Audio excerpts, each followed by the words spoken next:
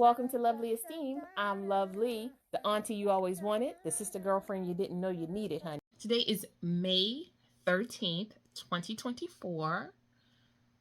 And let's talk about what revolutions look like, with what rebuilding looks like, what renovating looks like. Because sometimes you have to renovate your mind so that you can accept the revolution that's happening in your life, right? And that like that revolution reintroduces you to yourself, because a lot of the times you've either built up a facade or you've had to live in this masked self because you're trying to accomplish something, be it healing, be it a job, be it a relationship, shit, be it life at this point. And I was thinking to myself, every other Wednesday, I'm sorry, every other Monday, yeah, for the most part, every other Monday, I change my nails, I redo my eyelashes, I figure out what I'm going to do for my hair for the week. I just get prepared. But I'm like, I do all these things to be prepared for the week. What am I doing for my soul? And I feel like sometimes my soul gets lost in the preparation for the week because I'm trying to include too many things. I do a lot of meditation, affirmations, breath breathing, but I feel like there's so much more that I can do that doesn't have to always be this super huge, I need to be by myself, take a moment thing. And this weekend was a really good step in that direction. I am a person who I've always just moved. It didn't matter. Monday to Sunday, I had my ass somewhere doing something so that I could feel very useful, so that I could feel like I was fulfilling the purpose, so that I could be as greedy with the time that God gives me. That's being honest. And my body set my ass down, right? One of the great things that your body does so well is that when it is tired of you, when it's tired of your bullshit, when it is tired of trying to live up to your high standards, is that it will shut your shit down. Now, you don't really get an option on what it shuts down, right? So it could shut you down and say, hey, you're tired, you need to take a nap. It could shut your ass down and be like, hey, we're going to put in here a little something extra that you didn't know you needed.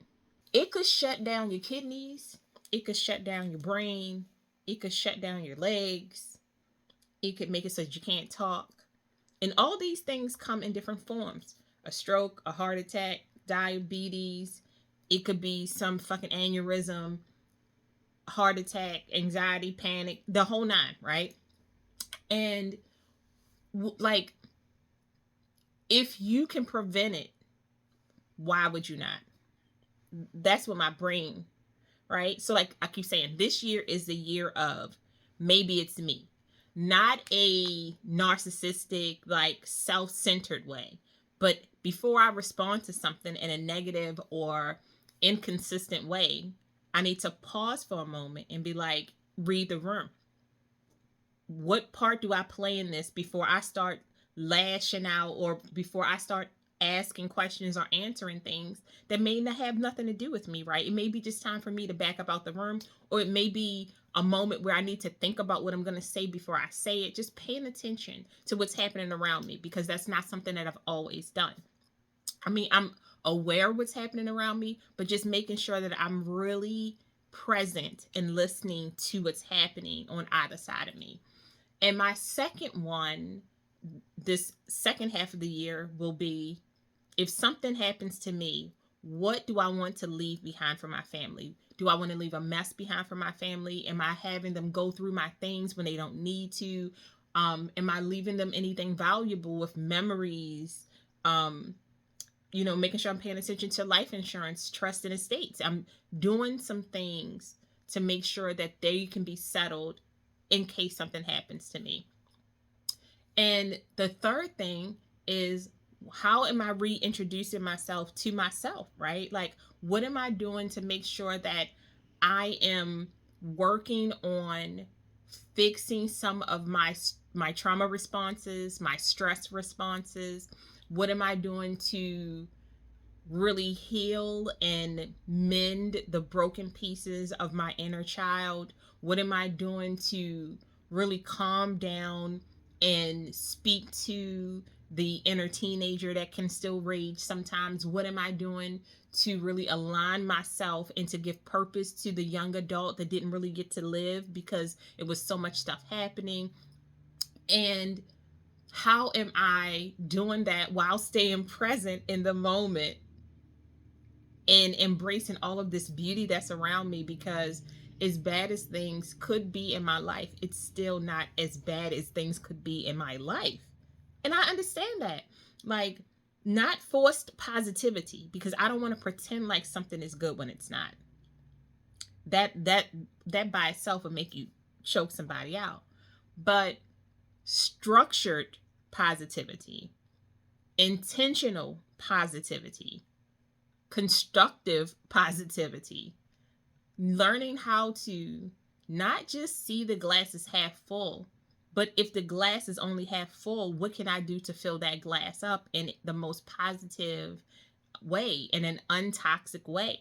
What way can I step back when it's not my time to shine, and allow other people to really shine and be fully themselves and to embrace a moment?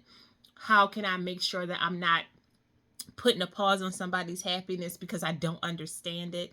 Because I feel like a lot of the times we do things like that. We see a person happy and living their fullest life, and it may not be in a way that we think it should be.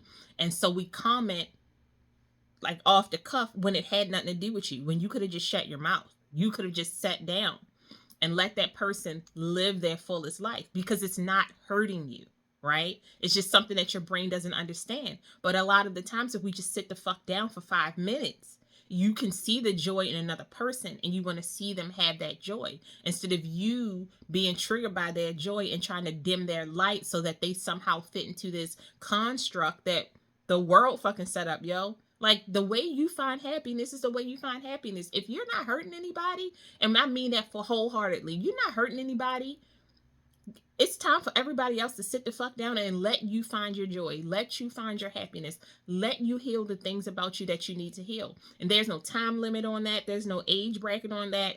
You just have to figure out how to do those things yourself. And I was like, for me, a lot of that is in preparing myself.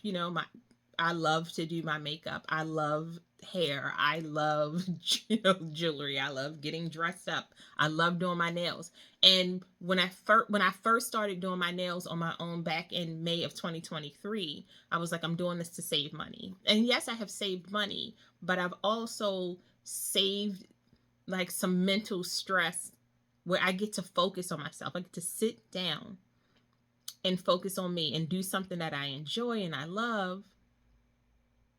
And I get to see that creativity come to life. Like, it gives me so much joy.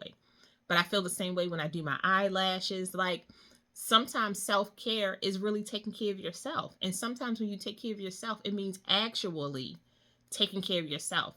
It doesn't always mean that somebody else is doing it for you. And if that's your thing, do it, because I love a good person to take care of me. All right. You can massage these shoulders. Yeah, you are. Okay. You gonna do my hair? Yes, you can.